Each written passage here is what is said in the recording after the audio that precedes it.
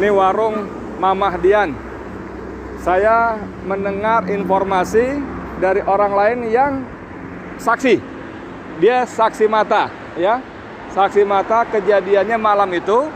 Dia sedang nunggu di sini. Ah, ini toilet. Kamera toilet, ya. Toilet di sini. Dia di sini. Jadi menurut dia, orang tadi yang barusan ngobrol saya tadi, saya salat zuhur sebentar, ya.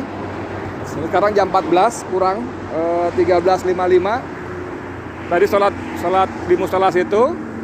Lalu saya ngobrol, ada yang menjelaskan dia saksi mata. Nah, saksi mata, jadi ada mobil satu dipepet. Dipepet di Palang, maksud dia di Palang. Dan di situ polisi banyak banget. Bahkan kata dia sejak sore jam 6 itu sudah banyak polisi. Saya tanya berapa mobil? Mobilnya 10 lebih, 10 mobil lebih, dan 3 diantaranya mobil resmi patroli. Dan itu memang dari sore katanya udah banyak polisi. Nah, ini kejadiannya kalau kata dia, kita dia tunjuk jarak, saya perkirakan dari posisi dia duduk dengan kejadian sekitar 8 meter. 8 meter.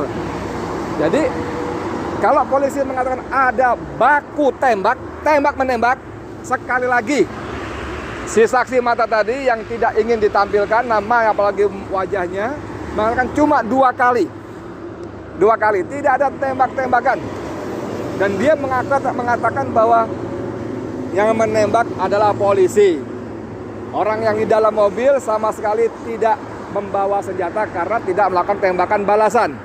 Jadi langsung dipalang gitu, dari depan nembak pakai laras panjang. Saya tanya, kamu lihatnya pakai pistol apa laras panjang? Laras panjang. Benar, laras panjang. Jadi saudara, begitu ceritanya. Dan dia lihat 2 orang langsung tewas di tempat.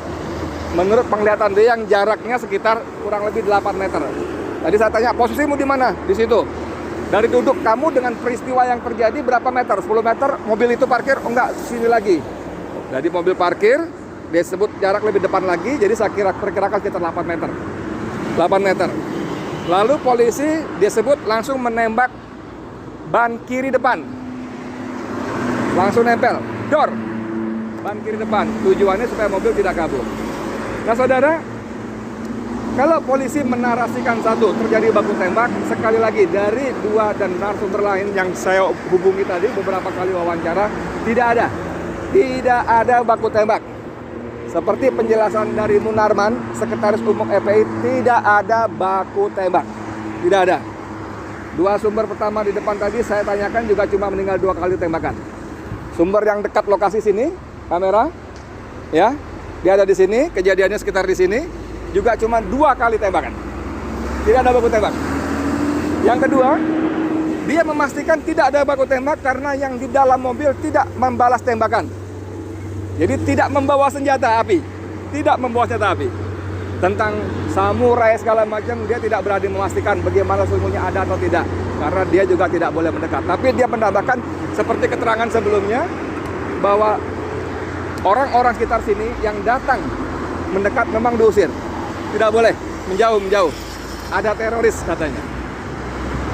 Bagaimana kondisi berikutnya? 2 orang ditembak. Lalu kira-kira saya ada datang ambulan.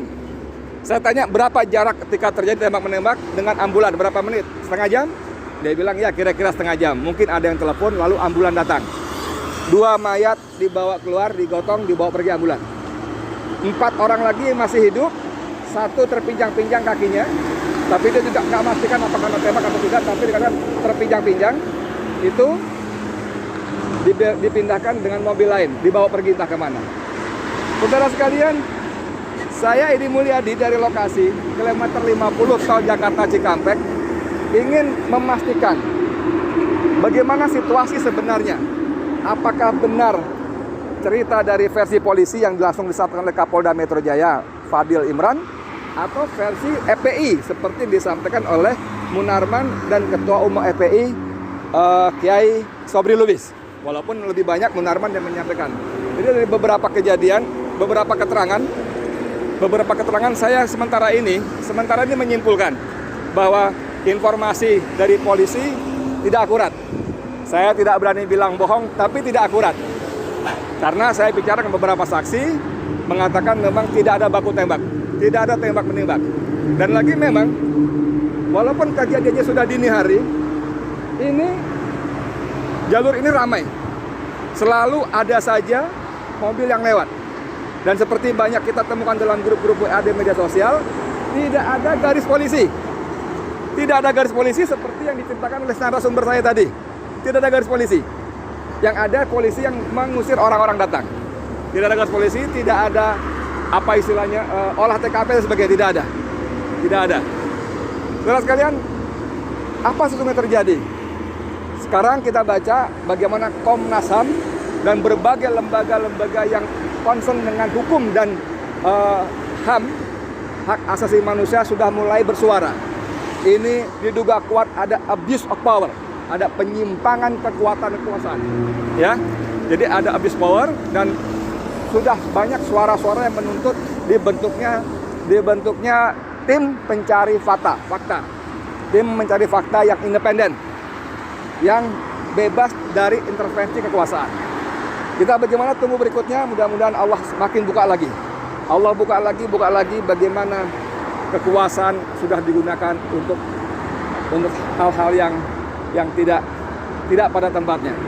Karena kalau dikuntit, harusnya yang menguntit itu tidak ketahuan, harusnya. Tapi ini kalau mereka mengaku menguntit, malah yang ada terjadi pembantaian, pembunuhan.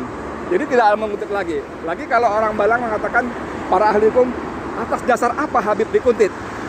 Kejahatan apa? Ini kan cuma dituduh melakukan pelanggaran protokol dan sudah membayar denda, ya kan? Jadi tidak ada pasal-pasal, tidak ada alasan logik yang membenarkan penguntitan terhadap Habib. Tidak boleh, tidak ada. Dan diperlakukan seperti itu. Kalau dikatakan bahwa karena diduga akan mengerahkan massa pada pemeriksaan tanggal Senin, tanggal 7. Ya, orang Habib sedang keluar Jakarta. Ini posisi kilometer 50 dari Jakarta menuju Cikampek. Ya, dari Jakarta menuju, itu artinya keluar Jakarta. Dan seperti penjelasan dari EPI, bahkan boleh ketahui itu pengajian keluarga inti di Kerawang. Ya, kita tunggu, semoga Allah bukakan lagi pintu-pintu kebohongan yang dibangun dari satu kebohongan yang lain. Sekian dari saya, Edi Mulyadi, untuk Forum News Network. Assalamualaikum warahmatullahi wabarakatuh.